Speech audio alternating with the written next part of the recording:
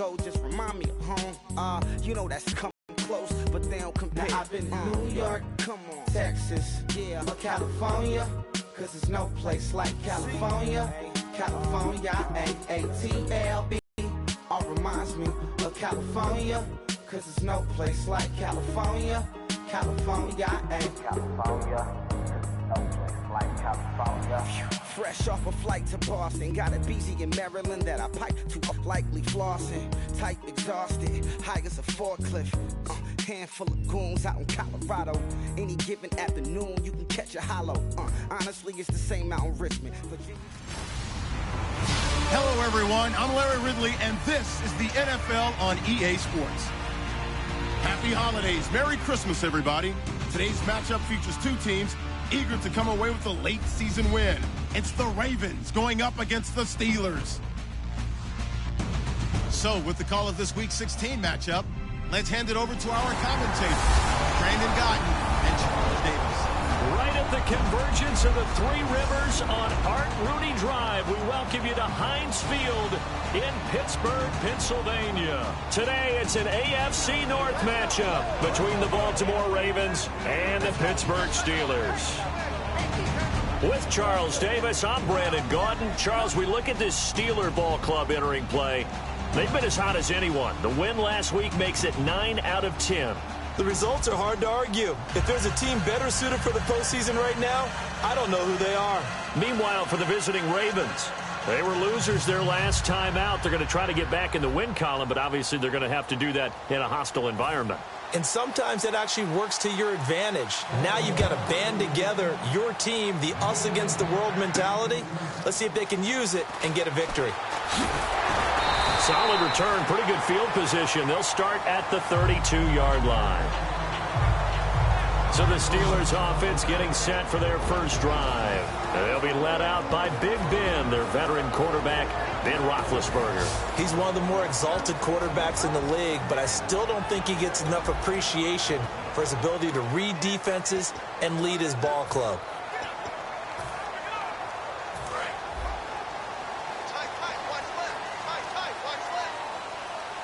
They'll come out in the pistol.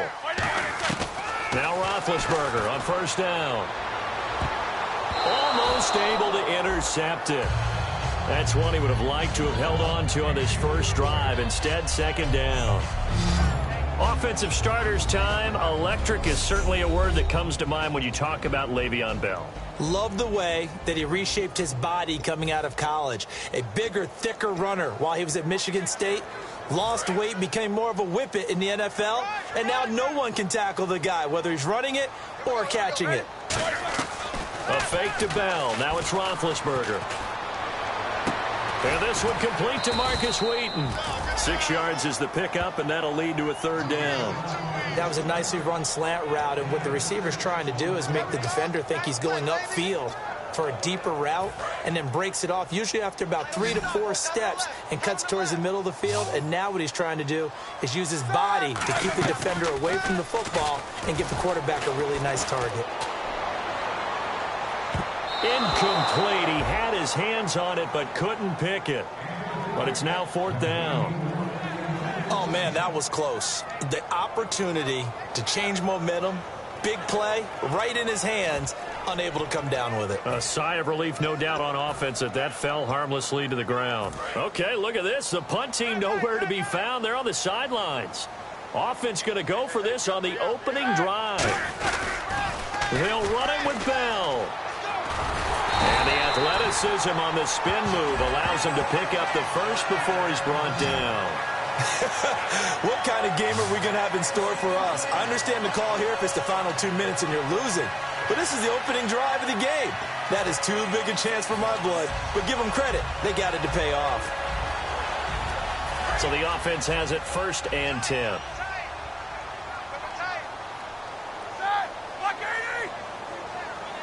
On the ground with Bell. Able to get away. That's why you keep the legs churning. A solid run on first down. Gain of 7. Leaves him with a 2nd and 3. I know the toss play begins with the guy taking the snap and turning around and tossing it to the runner. But where the real intrigue is Can they seal the edge, whether it's an offensive tackle or a tight end, in the direction they want to run the football? If they do that, that's the result that you get, that type of a game. If they don't, oftentimes it's not a very successful play. Le'Veon Bell, kiss him goodbye, and into the end zone. Touchdown, Pittsburgh. Le'Veon Bell with his 28th touchdown, drawing level with Sean Alexander for the second most in a single year. And the Steelers have taken a first-quarter lead. Chris Boswell now for the extra point.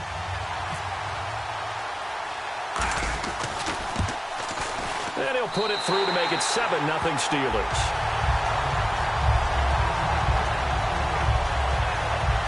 A drive that time of 6 plays. And it ends with a Le'Veon Bell touchdown run.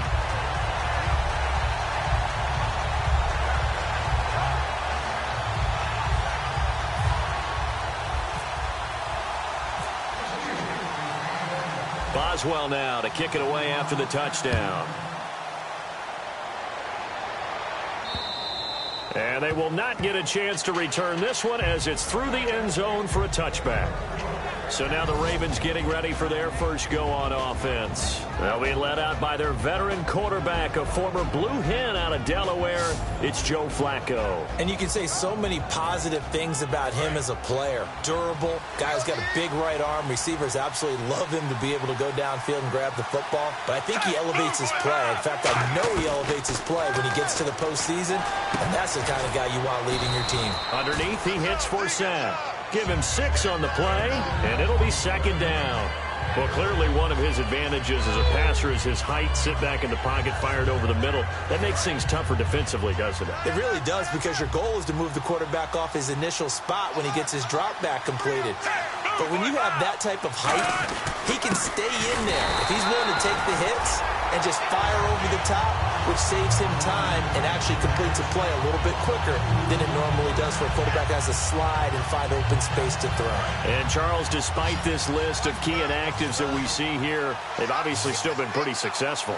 Give everyone credit for this one, because to me, when that happens, key guys are out, the next man steps up and plays well, but that starts with the organization itself, all the way through. No excuses for guys being out, finding guys who are capable backups who can step up and play when they need them, and we've seen the results of that. This team knows how to work through things.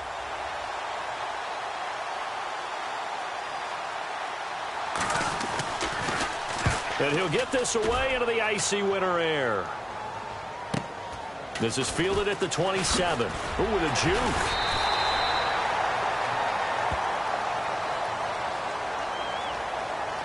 Personal foul. Face mask. Defense. Charles, I know it's hard when live bullets are flying, but you cannot keep your hand up around the face mask area. It is absolutely inexcusable nowadays. We talk about target areas all the time. You have to aim lower so that your hand doesn't get involved in the face mask. They go play action here on first down. He's going to air one out. And they win big on first down. Proves unfruitful. The starters now defensively for Baltimore. Jimmy Smith looks like the corners that you want coming into the league now. Long, ability to play the football in the air, terrific cover guy.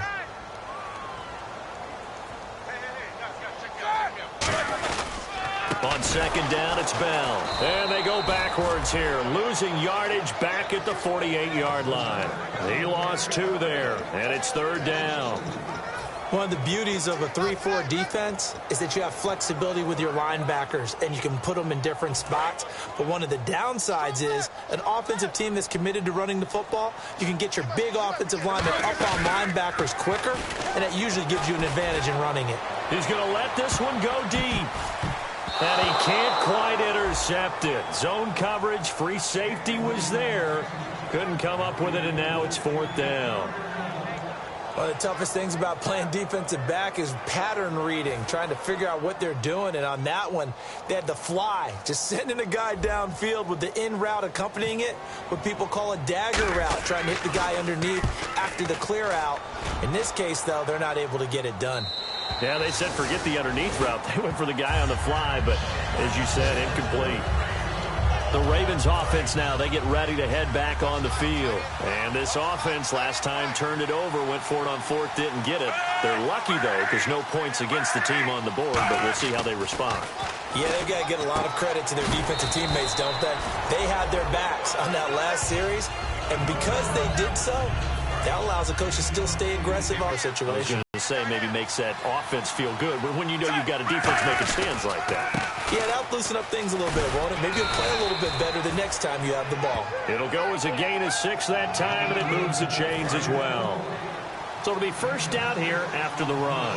Not too many more ideal situations than 2nd and 2 in order to try and pick up a first down.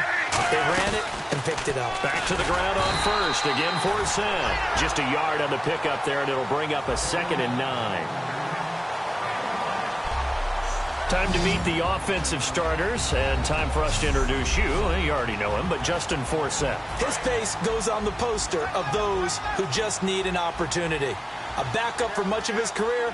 Once he received the chance to be a #1 runner, he's taken it and moved on fast. Here's Flacco to the right side to Aiken. It's a 9-yard gain, and it keeps the drive moving.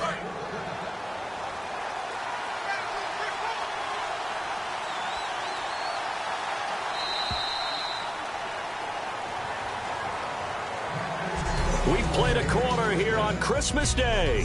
Second quarter now. Brandon Gaudin and Charles Davis with you. It's the Ravens who have the football, and they've got it here with a first down.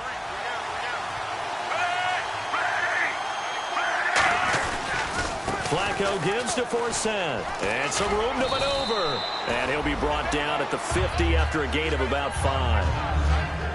This drive is turning into an extended one, and the guy carrying the ball, he's becoming more like a body blows guy. Every carry is putting some damage on the defense.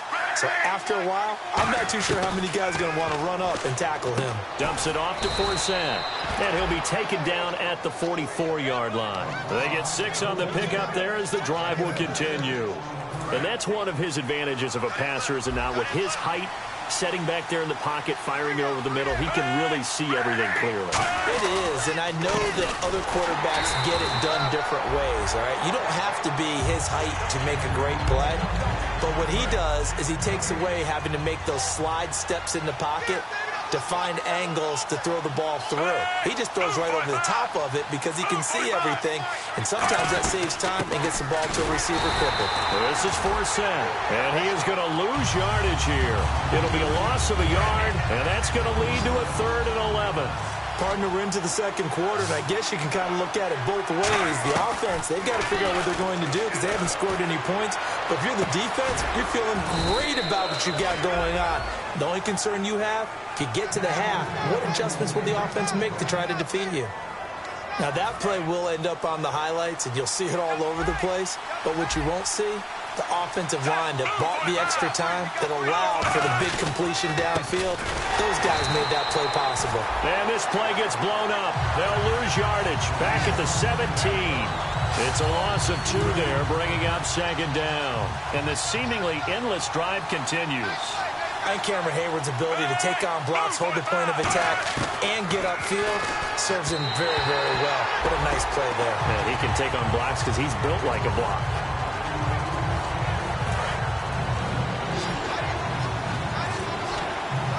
The Steelers insert their nickel defense on 3rd down. Yeah, they add a DB. Play fake to Forsett. Now Flacco. And probably the wise decision there. No one open. He just throws it away. And that keeps the field goal on the table as it's 4th down. Here's Justin Tucker now for the Raven field goal try. From the left hand. Now the Steelers put a stop to the action with a timeout defensively. They'll have 2 remaining as we step aside here in this second quarter. Here's Justin Tucker now for the Raven field goal try. From the left hash, this from 34.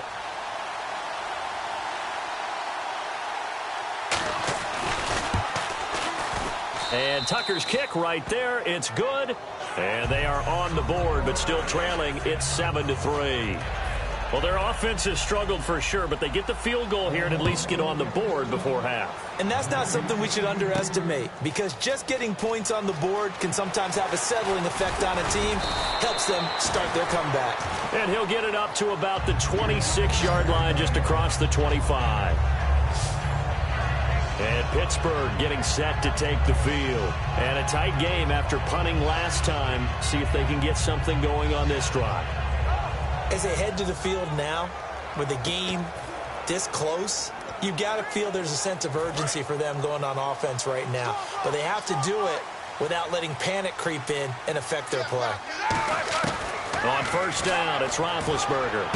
This is caught by Antonio Brown. And able to get this one across the 45 before he's brought down. These guys told us, these guys being the coaches, they wanted to really stretch the field, get the ball down deep. They were able to do that here. And you know, when you stretch the field, you often leave guys in one-on-one situations, and that allows your better athletes to go up and get the football. I love the preparation that they put into this. They made it a priority, and they got what they expected.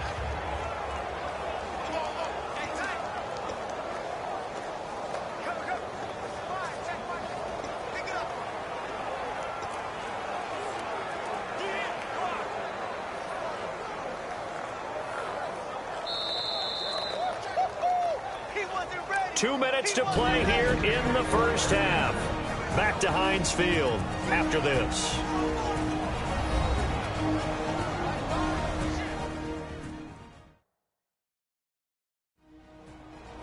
A reminder that coming up in 2 minutes, we'll check in with Larry Ridley in Orlando with highlights and analysis of this first half of play. And I'm going to check in with a heater. I'm going to be right there with you, partner. They come out 5 wide, 3 of them to the right side. Now Roethlisberger on first down. He's going to look deep down. This is caught at the 20. And into the end zone. Touchdown, Pittsburgh. Antonio Brown with touchdown number 12 on the year. And the Steelers get the quick strike touchdown. Well, you know he can be explosive, and he's ultra-explosive there on the fly route. And you know how many times we've talked to coaches, and we've had quoted back to us, well, you know something? When you execute really well, it doesn't matter if they know it's coming or not. Well, sometimes athleticism beats you as well. He just took off and went. That's almost like one of your Turkey Bowl games, isn't it? Just go long, man. I'll hit you. And it worked really well for them. Team 3 bowl game.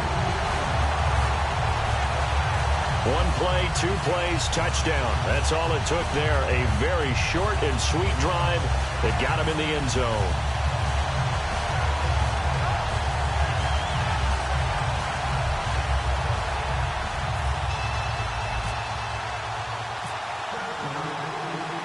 Boswell now to kick it away after the touchdown. This one taken from the 7. And not a bad return here. He gets it out to the 25-yard line. And now Baltimore gets set to take the field. And tough to win games if you're going field goal, field goal, field goal here. They got field goal last time. Now they'll be looking for a touchdown. They're looking for the big chunk now because, as you noted, the field goal way of doing it makes it that much harder and puts more pressure on every possession for you now. Go ahead and get 6 and feel a lot more comfortable about the position they're in. Bigger chunks. We'll see if they can get the score. They got 18 yards out of that one, and it gets them a new set of downs. And now they're in the hurry-up. 1st and 10 here for Flacco. And a quick throw here, that's complete. And he'll get it down to the 47 here. It'll be a pickup of 10 yards. And it'll be 2nd and very short. In recent years, the slot receivers really gained stature in the NFL because they can do so many things. Yes, they can line up wide like your normal wide receiver, but to have that kind of courage and toughness to run routes in the middle of the field and become dependable targets for their quarterbacks and move the sticks, those guys are worth their weight in gold. It's a tried-and-true formula, and I don't think it'll change for as long as we play football. If someone's trying to throw the ball and you can put pressure on them and make it tough, that's only going to help your defense. Yeah, he's since being hurried. He got rid of it before taking the hit, but incomplete. And he is out of bounds inside the 35. The 13 yards that time at a first. Coaches always harp on the quarterback reading the defense and getting it to the open man. That's good recognition there. And how about what he did after the catch? Yeah, hit your tight end, let him get some rack. Yeah, when he gets moving. And no escaping this time as he'll go down. They got him for a sack. Now hold everything here. We're going to get a timeout by the offense. It's just their first, so they'll have 2 remaining here before we get to halftime.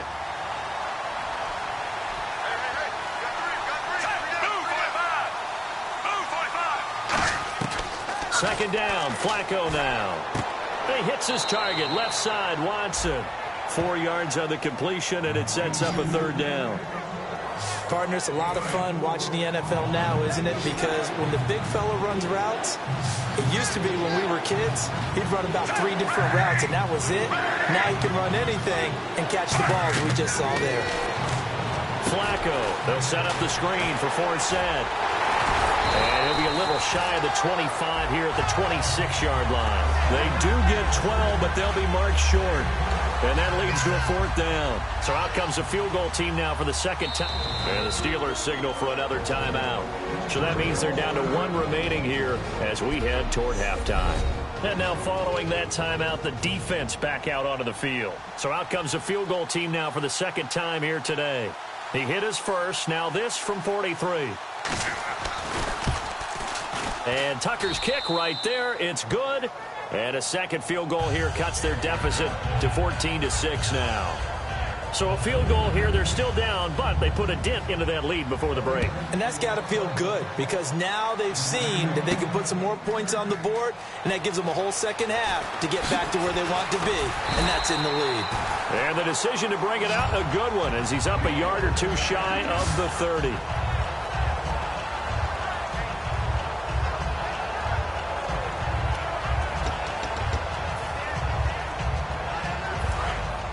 Looks like the defense in press coverage here.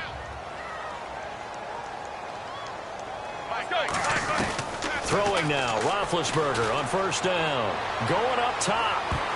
And incomplete there, almost picked off. That's one you maybe expect your roaming free safety to come up with. But it's 2nd down. And you see the clock almost empty, so this is likely the last play in the 2nd quarter. Final play of the half. It's Roethlisberger. And unable to connect on the long pass. It falls down incomplete. So we've reached halftime here. Charles has already thrown off his headset. He's out here. He says, it's Christmas Day. I'm going home. We're not done yet, though. As we'll send you down to Orlando as we check in with Larry Ridley and our EA Sport. Well, we're going to let you off a little easy there, LR. Halftime interrupted, and we are ready to get to this 3rd quarter. So both teams have their marching orders, and we'll get going again here in quarter number 3.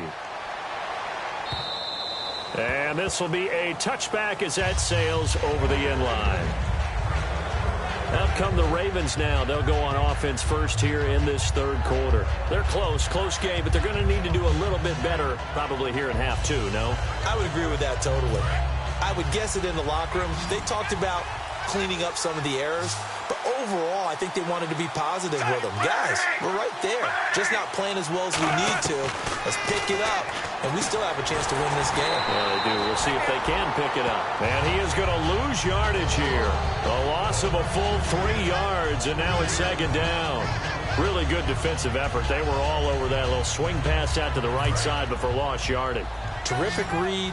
Better execution, and done with a lot of enthusiasm, wasn't it? Absolutely. They saw it all the way, ran to the football, and caused a nice play for lost yardage. Here's Flacco, and Watson has it right side. It's a pickup of 16 there, and it'll lead to a new set of downs. Okay, when the big guy runs a corner route, you're asking a lot no matter who's covering him. Doesn't matter whether it's a linebacker or a defensive back. Yeah. He usually has the advantage because of his body type. So here we go, 1st and 10 now.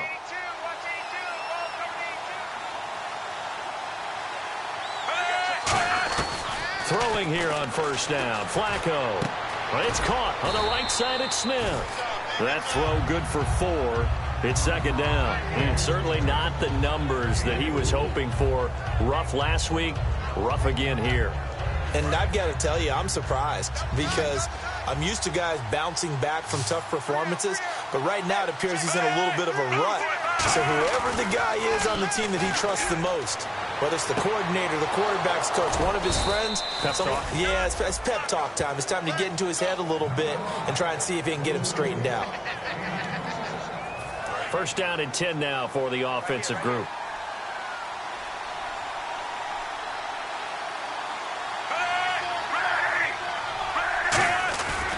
Off the give from Flacco for Sam. Oh, he's got some breathing room. And down inside the 15 he goes. And the play goes for 19 yards. Gives him a new set of downs. Sometimes it's hard to believe, but there are times this game is about patience, isn't it? Has had the game he expected, but that run there, that may get him going. I was just going to say, maybe that gives him a little juice, because you're right, he struggled, especially in that first half. Yeah, and I know the great ones always think to themselves, just hang in there. I'm just one big carry away from busting this open. That's a good start for him.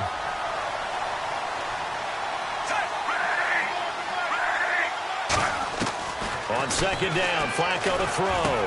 Firing quickly here, and that's complete. And a nifty little deke juke spin move. Not a great deal there on the back end, but a nice gain still. I know many people like to throw to the tight end, maybe in a little flexed out position because he creates mismatches with his size. The slot receivers do the same thing with their quickness, their speed, and their route running savvy. To pass, Flacco. And that's caught by Smith. And he'll be taken down, but he does have first down yardage. Well, they've had a great, impressive drive going here, and that pickup ensures the drive continues. And not only do you continue the drive, which is demoralizing for the guys on the defensive side of the ball right now, but you make your own defense happy. They're able to get a little more rest over on the sidelines while this one continues downfield. Offside. Defense.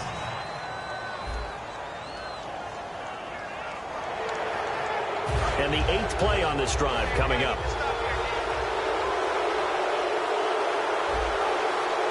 They come out here in the eye. Flacco looks to throw. Under pressure, and Flacco's going to be dropped. It's a loss of 5 there on the sack to bring up second and goal. Well, that was point counterpoint, wasn't it? They decided to throw for it on first and goal. Instead, the defense counters with pressure, and the defense wins, getting a big sack. Flacco here on second down. And he just chucked that one out of bounds, out of everyone's reach. Maybe a wise call not to take a sack in this part of the field. It brings up third down. Long drive. The defense just cannot seem to catch a break and get off the field. Third and goal, Flacco. And this is going to be incomplete. Mike Wallace, the intended receiver, and it's fourth down. Here's Justin Tucker.